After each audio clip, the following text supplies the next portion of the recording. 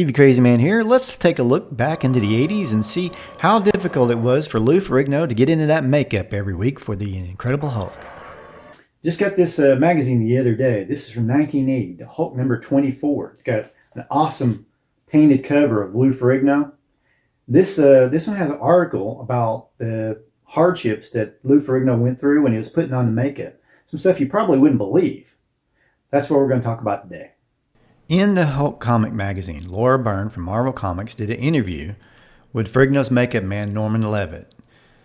Before going into the interview, the writer gives us a snapshot of Ferrigno's life up to that point in history, talking about the movie Pumping Iron that Ferrigno did with Arnold before the Hulk, and how he just met his future wife and that his hearing had improved along with his finances, as he was then, of course, the star of the Incredible Hulk. The article was published in 1980, probably about the time the Hulk was just in its fourth season. The article mentions the thick brow and nose that Ferrigno had to put on and begins describing just how long an ordeal it was for Ferrigno to get and stay in the Hulk makeup.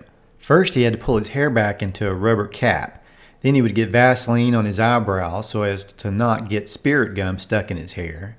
Norman, the makeup man, describes in the article how Lou had to wear an elastic band around his head to keep the appliance on his head.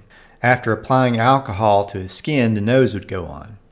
Putting on the facial appliances and castor-based makeup would take about 15 minutes. The eyebrows were the last to go onto the face. The makeup man said further that since Lou wore hearing aids, they had to be really careful not to get any of the green makeup in his ears, or he could have gotten a serious infection. So he made what he described as a green bubble cover to go over the ears before he painted them. From there, Lou would put on whatever torn Hulk pants he was supposed to wear that day, and body makeup process would begin. That green makeup was water-based and had a texture like clay. The makeup man said putting it on was much like finger painting. It took about 30 minutes for that. Then he would apply green paint and cut Lou's muscles back in where they were covered up in spots. After that, a fixture spray went on to try and help his makeup stay on. During the day, his makeup had to be retouched quite a bit as sweat would run off the makeup. I seem to recall a National Enquirer article about this, that came out about this time that said Lou had concerns about cancer from all those chemicals he was wearing. If that was true, I wouldn't blame him for worrying about it because, that's a lot of chemicals and stuff to put on and keep on for hours and hours on end. Luckily, of course, Lou is big on health and fitness, so maybe that made up the difference, or has made up the difference. Norman, the makeup man, goes on to say in the interview in the Hulk magazine that there had been days when he started putting on the makeup on Lou at 5 in the morning and he'd be ready by 7 a.m., then do one shot and then sit in what he called the water hole for 10 or more hours before doing another shot. Of course, by then he would have had several touch-ups to the green makeup.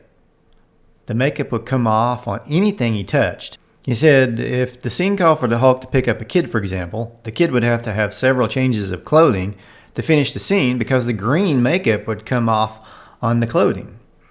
There were times when this was apparent on the show. The one time that comes to mind was the second TV movie where the Hulk fought a bear and the green makeup got all over it. How it stayed on at all in that water was probably a miracle. Norman then went on to say that the appliances Lou wore on his face would start to feel like wearing a dead jellyfish on his face for 12 to 14 hours. One thing is for sure, you can't say Lou Ferrigno didn't pay his dues for the success he obtained. Just hanging around a set to do a couple of shots like that for 12-hour days would be rough enough, but all that makeup and stuff on his face must have been murder.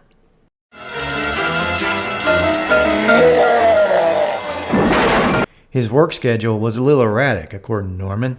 There were weeks of only 3 12 to 14-hour days, then days where Lou and he had to work 7 or 8 days straight without a break. The pilot required Lou to stay on the set for 20 hours straight in all that makeup, which also irritated Lou's skin. Sometimes Lou would have to be there as early as 3:45 in the morning.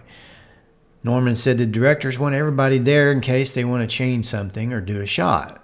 Sometimes he'd wake Lou up at 7 a.m. and then he wouldn't get used for a shot until the next day. Must have been easy to get angry for those Hulk scenes.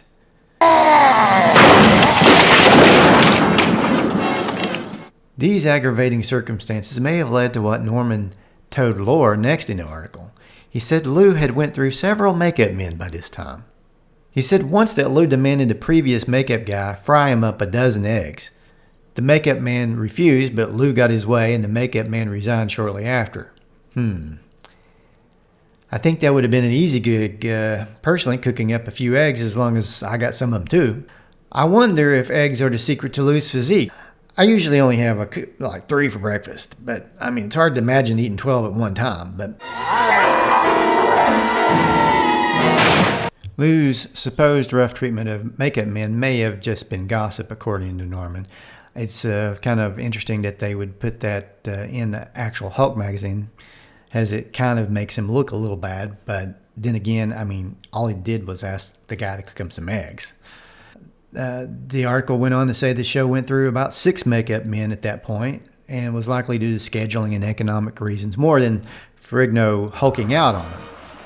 Though I wouldn't blame him for being cranky. I mean, that's for sure. Now, when you get angry, you, Lou Ferrigno, get angry, what do you like to do?